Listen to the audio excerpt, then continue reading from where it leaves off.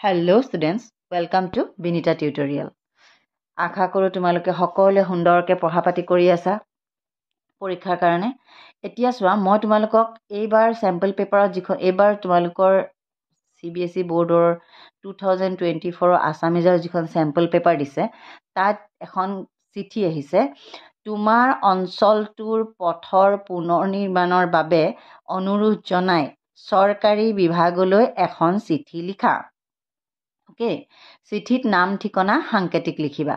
এতিয়া চোৱা তোমাৰ অঞ্চলটোৰ পথটো বেয়া হৈছে হল, তুমি কলৈ লিখিবা হা। পথ ভাল কৰিবলৈ এটা বিভাগ থাকে, যেনে ইংলিছত কয় PWD মানে পাব্লিক ৱৰ্ক ডিপাৰ্টমেণ্ট হা। সেইটো ৰোডছ আৰু বিল্ডিং হা, কিছুমানে ঘৰ দুৱাৰবোৰ চায় আৰু কিছুমানে পথ যাতায়াতৰ পথবিলাক চায়। সেইটোক অসমীয়াত কয় গড় কাপ্তানি বিভাগ। এয়া চোৱা গড় কাপ্তানি বিভাগ হ'ল। প্ৰতি কাৰ্যবাহী অভিযন্তা যোনে ইঞ্জিনিয়াৰজনক অভিযন্তা বুলি কয়। প্ৰতি কাৰ্যবাহী অভিযন্তা গড় কাপ্তানি বিভাগ পথ সংমণ্ডল মানে তোমালোকে মাটি বাৰীৰ কোনোবা দেউতাক থাকিব পাৰে, মণ্ডল সংমণ্ডল এইবিলাক জেগা মানে সাব ডিভিজন। সংমণ্ডলটোৰ নাম কি দিছোঁ আমি যিহেতু সাংকেতিক দিব লাগিব। এতিয়া চোৱা বিষয়টো কি, বাট পথৰ পুনৰ নিৰ্মাণ মেৰামতিৰ বাবে অনুৰোধ হ'ল। এতিয়া চোৱা মহাশয় বা মহাশয়া, আমি তেখেত মাইকী মানুহ হ'ব পাৰে মতা মানুহ হ'ব পাৰে, আমি নাজানো হ'ল। আবেদন যোগে জনাওঁ যে আপোনাৰ সংমণ্ডলৰ অধীনত ভালকৈ চাওঁ, আবেদন যোগে জনাওঁ যে আপোনাৰ সংমণ্ডলৰ অধীনৰ অঞ্চলটোৰ বাট পথৰ অৱস্থা দিনক দিনে অধিক শোচনীয় হৈ পৰিছে হ'ল। বাটৰ মাজত ডাঙৰ গাঁতৰ সৃষ্টি হৈছে, তাৰোপৰি দুয়ো কাষ দ হৈ পৰিছে। এজন হ'ব লাগিছিলে দেই, এজাক সাধাৰণ বৰষুণ দিলেই যাতায়াতৰ অসুবিধা হয়। যাতায়াত মানে অহা যোৱাৰ। ৰাষ্ট্ৰীয় ঘাই পথৰ পৰা আমাৰ অঞ্চললৈ সংযোগী পথটোত থকা দলংখন অতি দুৰ্বল হৈ পৰিছে। যিহেতু আমাৰ অঞ্চলটো জানে অকণমান পিছপৰা, ৰাষ্ট্ৰীয় ঘাইপথৰ মানে নেশ্যনেল হাইৱেৰ লগত লাগি থকা নাই। সেই নেশ্যনেল হাইৱে, ৰাষ্ট্ৰীয় ঘাইপথক কয় নেশ্যনেল হাইৱে। ৰাষ্ট্ৰীয় ঘাইপথৰ পৰা আমাৰ অঞ্চললৈ সংযোগী পথটোত থকা দলংখন অতি দুৰ্বল হৈ পৰিছে, ফলত দুৰ্ঘটনাৰ আশংকা আহি পৰিছে।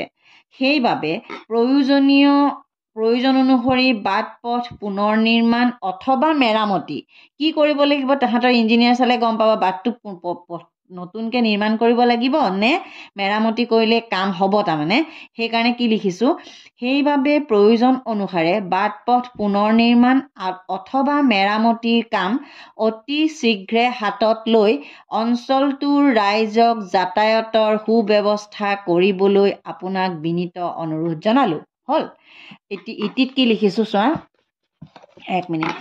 আপোনাৰ বিশ্বাসী আপোনাৰ বিশ্বাসী অঞ্চলটোৰ নাম সংমণ্ডলৰ ৰাইজৰ হৈ, আমি গোটেই ৰাইজৰ হৈ পেলাই এই এপ্লিকেশ্যনখন লিখিছা তুমি চাপোজ শ্ৰী ইমান, তোমাৰ নামটো লিখিব নোৱাৰা কাৰণ তুমি পৰীক্ষা হলত বহি আছা, বুজি পাইছা।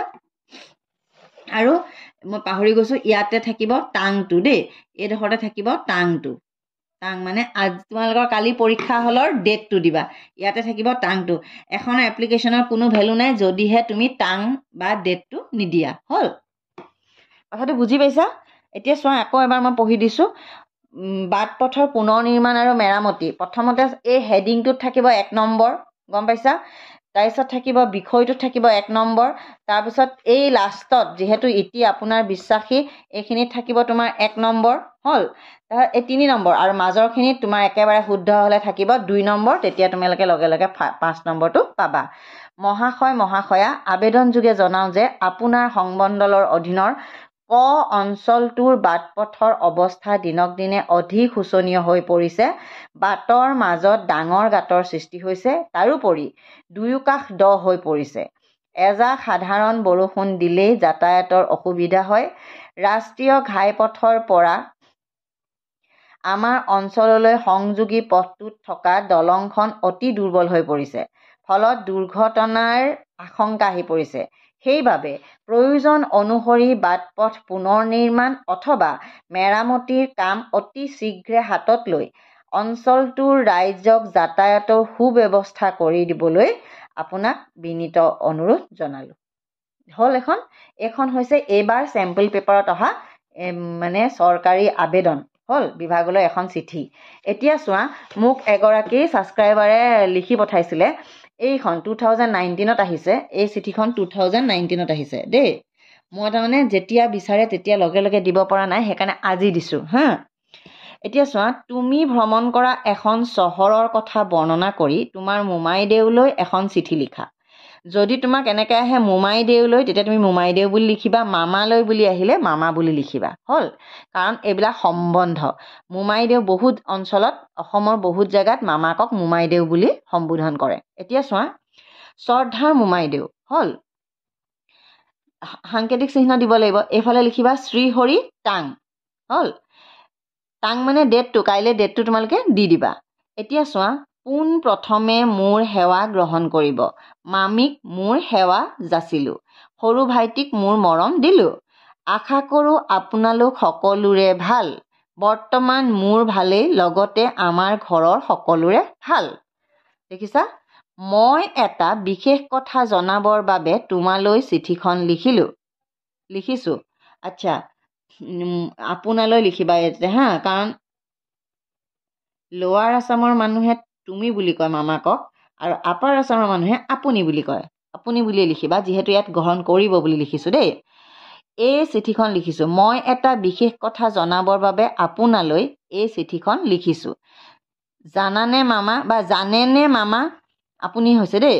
আমাৰ গৰমৰ বন্ধত দেউতাই আমাক শিৱসাগৰ চহৰ ফুৰাবলৈ লৈ গৈছিল।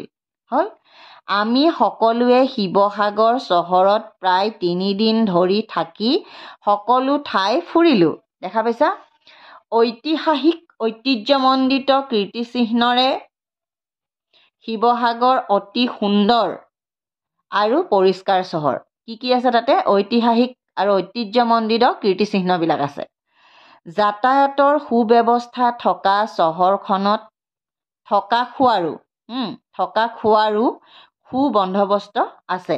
হ'ল, তাত যাতায়াতৰ সুব্যৱস্থা আছে, লগতে চহৰখনত থাকিবলৈও থকা খোৱাৰো সুবন্দোবস্ত আছে। মানে কি ক'ম, এইটো হোটেল ছিষ্টেমটো বহুত ভাল। আমি পোনপ্ৰথমে ৰজা শিৱসিংহই খন্দা শিৱসাগৰ পুখুৰী আৰু সেই পুখুৰীৰ পাৰতে থকা শিৱদৌল, দেৱীদৌল আৰু বিষ্ণুদৌল দৰ্শন কৰিলোঁ। প্ৰথম কি দৰ্শন কৰিলোঁ, কাৰণ শিৱসাগৰৰ মেইন এট্ৰেকশ্যন হৈছে শিৱদৌল, গম পাইছা, আৰু শিৱসাগৰ পুখুৰী। মানে তাৰ পাছত জয়সাগৰ পুখুৰী, জয়দৌল, কাৰেংঘৰ, তলাতল ঘৰ, ৰংঘৰ আদি দৰ্শন কৰিলোঁ। ৰজাদিনীয়া চৰাইদেউ মৈদাম দৰ্শন কৰি অভিভূত হ'লোঁ। আশা কৰোঁ সময় আৰু সুবিধা পালে তুমিও এবাৰ শিৱসাগৰ চহৰ ফুৰিবলৈ চেষ্টা কৰিবা। শেষত পুনৰ শ্ৰদ্ধাৰে আজিলৈ সামৰিছোঁ, ইটিত তোমাৰ ভাগিন গ। হ'ল, এইফালে সদায় এড্ৰেছটো লিখিব লাগিব, চিঠিখন নহ'লে ক'লৈ যাব। প্ৰতি ক গাঁও ... দিবা, নগৰ ... অসম। বুজি পাইছা? তুমি তোমাৰ পৰীক্ষা হলত কেতিয়াও তুমি তোমাৰ প্ৰেজেণ্ট এড্ৰেছ নিলিখিবা, কাৰণ যাতে পৰীক্ষকে গম নাপায় তুমি চিঠিখন ক'ৰ পৰা লিখি আছা, তুমি কোন হয়, ইভেন এইটোও গম যাতে নাপায় তুমি ল'ৰা নে ছোৱালী। বুজি পাইছা? আশা কৰোঁ তোমালোকে চিঠি দুখন ভাল পাবা, কাইলৈৰ কাৰণে তোমালোকৰ কাৰণে বহুত যথেষ্ট উপকাৰী হ'ব। ভালকৈ পঢ়া, বিশেষকৈ বানানত গুৰুত্ব দিয়া, আৰু মই তোমালোকক গ্ৰামাৰ দি আছোঁ হা। প্লিজ আকৌ এবাৰ কৈছোঁ, চেনেলটো ছাবস্ক্ৰাইব কৰি দিবা, তোমালোকৰ আৰু ফ্ৰেণ্ডৰ মাজত শ্বেয়াৰ কৰি দিয়া।